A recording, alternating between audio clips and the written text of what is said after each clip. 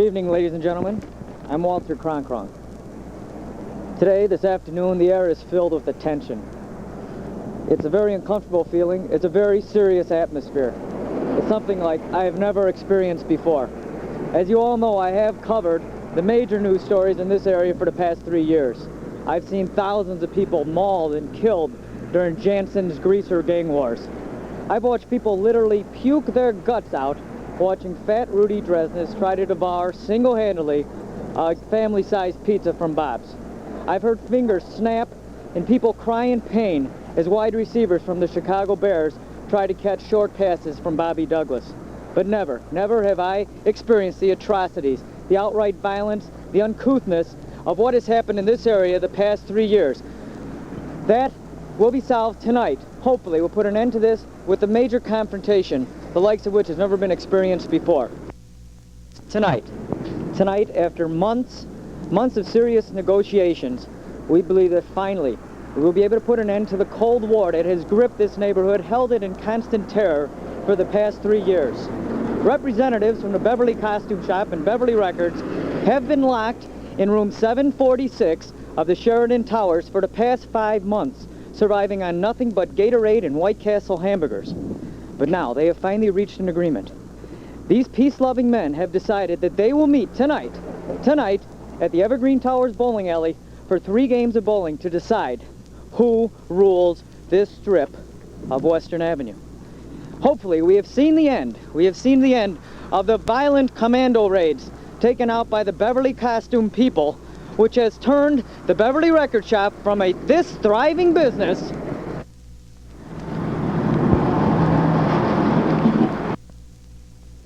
into this shambling wreck.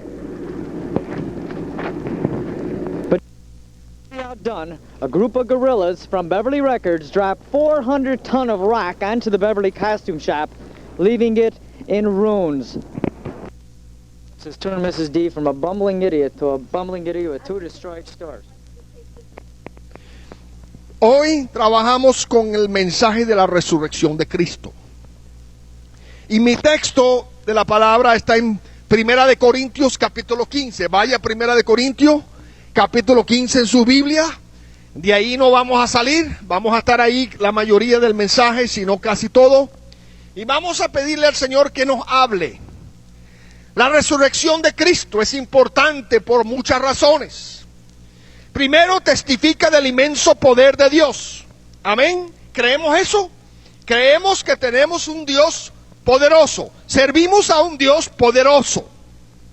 Dios levantó a Jesús de entre los muertos y eso nos habla del inmenso poder de Dios mismo. Creer en la resurrección es creer en Dios. Dios existe, es el creador del universo, tiene poder sobre él. Dios tiene el poder de levantar de los muertos, por eso es un Dios digno de nuestra fe y nuestra adoración. Solo Él, quien creó la vida, puede resucitar después de la muerte. Solo Él puede revertir la atrocidad que es la muerte misma, y solo Él puede quitar el aguijón de la muerte y dar victoria sobre la tumba. En la resurrección de Jesús de la tumba, Dios nos recuerda su absoluta soberanía sobre la vida y la muerte. Dios es el Dios, nosotros somos su creación, pero Dios es soberano. Él decide cuando nosotros vivimos, como dije hace unos minutos, cuando celebramos la entrada de este precioso niño, hermoso niño, al mundo. Pero Dios también decide cuando nos toca a nosotros salir del mundo. La resurrección de Jesús, en segundo lugar, es el testimonio para las resurrecciones de los seres humanos, la cual es un principio básico de la fe cristiana. Un día, la Biblia dice que sonará la trompeta y los que han muerto en Jesús resucitarán primero y veremos al Señor en las nubes. Yo creo eso. Yo creo eso con todo mi corazón. Creo, solo el cristianismo tiene un fundador que trasciende la muerte y quien prometió que sus seguidores o sus discípulos harían lo mismo. Todas las otras religiones del mundo fueron fundadas por hombres y profetas, cuyo fin fue la tumba. Como cristianos somos confortados con el hecho de que nuestro Dios se hizo hombre, murió por nuestros pecados, fue muerto y resucitó al tercer día. La tumba no pudo retenerlo. Él vive y ahora está sentado a la diestra del Padre en el cielo. La iglesia de Dios tiene una cabeza viviente. Vamos a ver hoy lo que la palabra de Dios nos enseña en Primera de Corintios capítulo 15. Hemos estado hablando acerca de Primera de Corintios en los últimos mensajes. ¿Se acuerdan? Era una iglesia, la iglesia de Corinto era una iglesia muy difícil. Era una iglesia que había mucho problema. Era una iglesia que tenía divisiones. Se peleaban entre ellos. Algunos escogían a algunos de los pastores y otros de los líderes, en fin, de los apóstoles, y había mucho problema. Había fornicación, adulterio. Usted se puede imaginar todo tipo de pecado, y había de esto dentro de la iglesia. Ahora, que Dios nos libre de esto aquí. Que Dios nos proteja a nosotros, a que podamos vivir en santidad, amén. Que podamos proteger nuestras vidas, que podamos proteger nuestros testimonios, y que nosotros nunca caigamos en nada de eso. Pero Pablo le habla ahora y ataca otro problema, porque habían algunos dentro de la iglesia de Corinto que negaban la resurrección de Jesús. Tales, los mismos que también se emborrachaban en la cena del Señor, como lo dijimos la semana pasada, también muchos de ellos negaban la resurrección. Entonces esta tarde quiero compartir con ustedes tres cosas que veo aquí en este pasaje de Primera de Corintios sobre la resurrección. En primer lugar, la evidencia de la resurrección. La evidencia. La evidencia. Cuando uno va a un juicio, ¿qué es lo primero que le piden en el juicio? ¿Ah? Si tú demandas a alguien o alguien te demanda, y la idea es que no demanden a nadie, vivamos en paz. Pero lo primero que te dicen es que, ¿dónde está la prueba de lo que tú dices? ¿Dónde está la evidencia? Cuando uno se enamora con la esposa o la novia quiere una evidencia, ¿verdad? Por eso es que cuando nosotros tenemos el Valentine's Banquet, este salón se llena de parejas. Nosotros hemos venido al banquete de la pareja y vemos a los hombres con bien vestidos y las mujeres con rosa. La evidencia de un amor, ¿cierto? Amamos a nuestras esposas, pues tenemos que demostrárselo. Ellos quieren no solamente que nosotros le digamos con palabras que las amamos, ¿verdad? Ellos quieren más que palabras, ellos quieren evidencia. ¿Dónde está la evidencia del amor que tú dices que me tienes? En primer lugar, aquí está la evidencia. Pablo presenta en el capítulo 15 la evidencia. Y hay varios textos que voy a leer ahí en Primera de Corintios capítulo 15. Primero se apareció a Cefas, ese es Pedro. ¿Por qué se apareció a Cefas? Uno de los primeros en ver al Señor Jesucristo fue el discípulo que lo negó. Ahora, ¿por qué? Usted no se ha hecho nunca la pregunta, ¿por qué primeramente ¿por qué Pedro fue uno de los primeros en ver a Jesús resucitado? ¿Por qué piensan ustedes? Porque Pedro negó al Señor, ¿cierto? Lo negó. Antes que cante el gallo, tú me negarás. Y Pedro, jamás. Y fue el primero en negar al Señor. ¿Y por qué el Señor se le apareció primero? Yo creo que se le apareció para decir, Pedro, te amo y te perdono. No hay nada en mí contra ti. ¡Wow! ¡Qué tremendo!, ¿no? Por eso fue que el Señor dijo, dígale a los discípulos, y especialmente me le dice a Pedro, que lo espero en Galilea. Lo espero en Galilea. Nosotros somos hoy la inversa. Alguien nos hace algo. Nosotros tenemos, como decimos en mi tierra, una chuleta. ¿Sabe lo que es una chuleta? Una lista. Y ahí apuntamos lo que nos hicieron. O si no la tenemos en una lista, la tenemos en el corazón. Y no le hablamos a tal persona porque nos hicieron algo, nos ofendieron, nos insultaron, en fin, algo nos hicieron y nosotros tenemos una amargura ahí, una raíz de amargura. Y Jesús se le apareció a ese discípulo errado y le dijo, ven acá, Pedro, te amo. Solamente el hecho de que se le apareció, yo me acuerdo, me imagino que Pedro quería esconder la cara de la vergüenza que tenía, pero estaba feliz de ver a su Señor. Ahí hay una tremenda enseñanza para nosotros. Dice la palabra aquí en los versículos 3 al 5 en 1 Corintios 15, dice, porque primeramente os he enseñado que asimismo recibí, que Cristo murió por nuestro pecado y conforme a las Escrituras, y que fue sepultado y que el tercer día resucitó al tercer día conforme a las Escrituras, y fue sepultado y que resucitó al tercer día conforme a las Escrituras, y que apareció a Cefas y después a los discípulos, a los 12.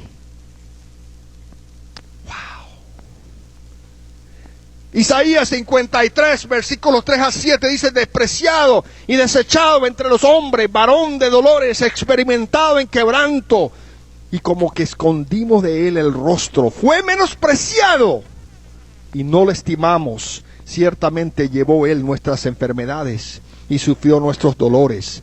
Y nosotros le tuvimos por azotado, por herido de Dios y abatido. Mas él herido fue por nuestras rebeliones, molido fue por nuestros pecados. El castigo de nuestra paz fue sobre él, y por su llaga fuimos nosotros curados. Todos nosotros nos descarriamos como ovejas, cada cual se apartó por su camino. Mas Jehová cargó en él el pecado de todos nosotros. Angustiado él y afligido, no abrió su boca. Como cordero fue llevado al matadero, y como oveja delante de sus trasquiladores enmudeció y no abrió la boca. Esto está en el libro de Isaías capítulo 53. Es una profecía. Es la profecía de lo que iba a venir. Dice el Salmo 16:10, porque no dejarás mi alma en el Seol, ni permitirás que tu santo vea corrupción. Y levantándose, dice Lucas 24:33-34, dice, y levantándose en la misma hora, volviéndose a Jerusalén, y hallaron a los 11 reunidos, y a los que estaban con ellos, que decían, ha resucitado el Señor, verdaderamente, y ha aparecido a Simón Pedro. La evidencia. Se apareció a Simón, quería a Simón, amaba a Simón. Se le apareció a los discípulos, versículo 5. Pero los 11 discípulos, dice el versículo 5, dice que ya, y se apareció a Cefas, y después a los discípulos, dice en Mateo 28, pero los 11 discípulos se fueron a Galilea, al monte donde Jesús les había ordenado, y cuando le vieron, le adoraron, pero algunos dudaban. Él les había dicho que les vería en Galilea. Dice Mateo 26:32, pero después que haya resucitado, iré a vosotros en Galilea. Hechos 1:3 dice, a quienes también después de haber padecido se presentó vivo, con muchas pruebas indubitables, apareciéndoseles durante 40 días y hablándoles acerca del reino de Dios. Muchas evidencias bíblicas que Jesús se apareció a los discípulos. ¿Cuál es la evidencia? Se apareció a Simón, se apareció a los discípulos. Dice el versículo, aquí el versículo 6 dice que después apareció en 1 Corintios, versículo 6, capítulo 15, después apareció a más de 500 hermanos a la vez, de cual muchos aún viven, dice, y otros duermen. Dice Pablo, recuerde cuando escribió esto, dice, algunos de los que vieron a Jesús todavía están vivos. En aquel tiempo, cuando escribió esto, estaban vivos. Después apareció a Jacobo y a los apóstoles. Dice el versículo 7, después apareció a Jacobo. Pues a todos los apóstoles. Y Pablo dice, por último, se me apareció, fue a mí. La evidencia. Dice Pablo, por último, 8 y 9, y último de todos, como un abortivo me apareció a mí, porque yo soy el más pequeño de los apóstoles. que no soy digno de ser llamado apóstol porque perseguía la iglesia de Dios. Pablo se sentía indigno. ¿Alguna vez usted se ha sentido indigno? Pablo se sentía indigno de mencionarse como alguien que estuviese en esta lista con los demás. ¿Por qué? Porque él persiguió a la iglesia. Pero déjeme decirle algo. Si estaba dormido, despiértese ahorita.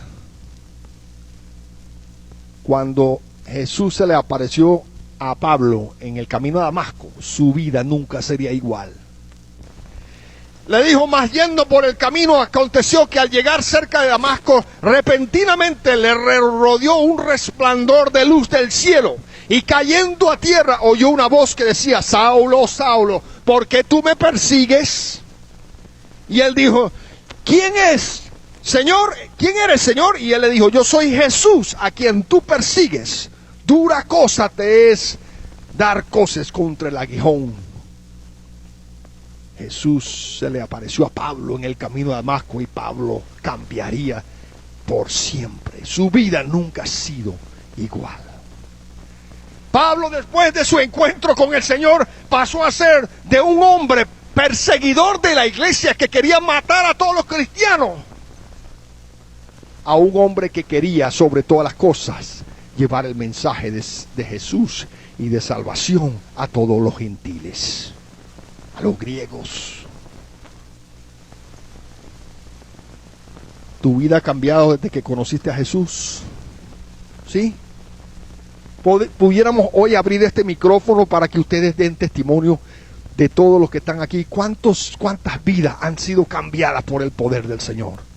¿Cuántas vidas que están aquí después de estar cara a cara con Jesús nunca han sido iguales? Yo corrí muchos años del Señor.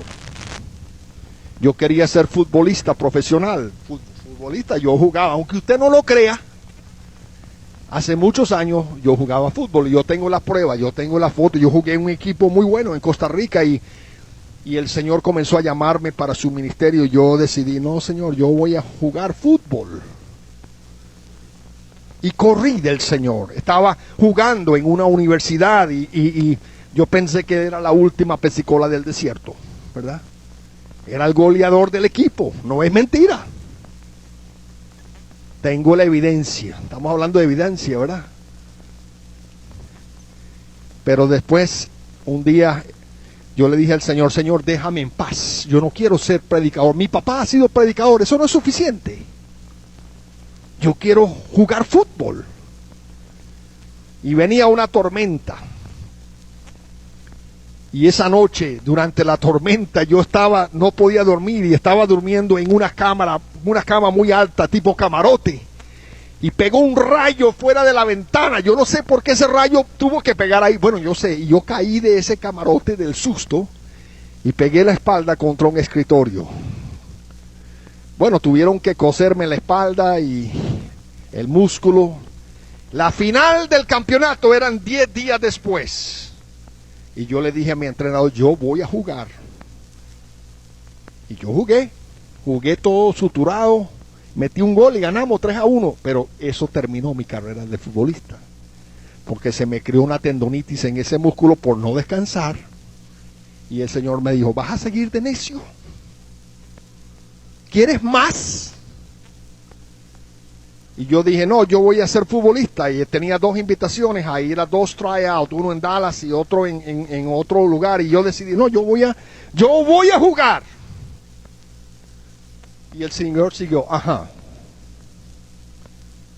Me fui a Costa Rica a jugar con un equipo de segunda división, que era un equipo no muy bueno y las instalaciones eran horribles. Y el campo de fútbol de ellos parecía yo creo que donde juegan las vacas estaba mejor que ese campo. Y por fin, en la ciudad de Alajuela, en San Rafael de Alajuela, me arrodillé al Señor y le dije, no voy a correr más. Y mi vida nunca sería igual. La evidencia. Cuando nosotros estamos cara a cara con el Señor, nosotros nunca seremos iguales. Dígamelo, Josué, si no es cierto. Cuando el Señor agarra nuestro corazón, nunca seremos iguales. La evidencia. Segundo lugar, y tengo que seguir porque el tiempo se me va. La esencia de la resurrección. La evidencia, la esencia. Y déjeme decirlo, se encuentra en varios versículos, arrancando con del capítulo 15, versículo 14. En primer lugar, la esencia. Si Cristo no resucitó, vana sería nuestra ¿qué? Versículo 14. Si Cristo no resucitó, vana sería nuestra predicación. Es decir, lo que estoy haciendo ahorita sería hablarle al vacío.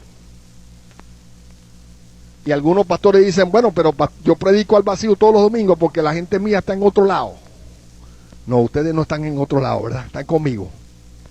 Amén. Vana sería la predicación si Cristo no resucitó. Vana sería la predicación. Porque todavía estaríamos en nuestros pecados. Pero Cristo resucitó. Si Cristo no resucitó, en segundo lugar, nuestra fe sería vana. Mismo 14b dice, vana es también vuestra fe. Si Cristo no resucitó, vuestra fe es vana. Si Él no resucitó, si Él se quedó en la tumba, entonces nuestra fe, tendríamos fe en un Dios muerto.